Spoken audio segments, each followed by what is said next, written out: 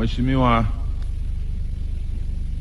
Musa Azan Zungu amemaliza kujieleza. Kama kuna maswali, Mheshimiwa mbunge,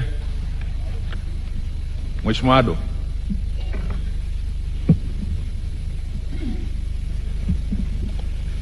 Ndugu mgombea Mheshimiwa Zungu, ningependa kufahamu katika bunge utaloliongoza, iwapo utachaguliwa kuwa spika, litakuwa na mchango gani katika kuboresha demokrasia nchini Tanzania, hasa katika muktadha wa kujenga mwafaka wa kitaifa na kuhakikisha kwamba Tanzania inapata katiba mpya.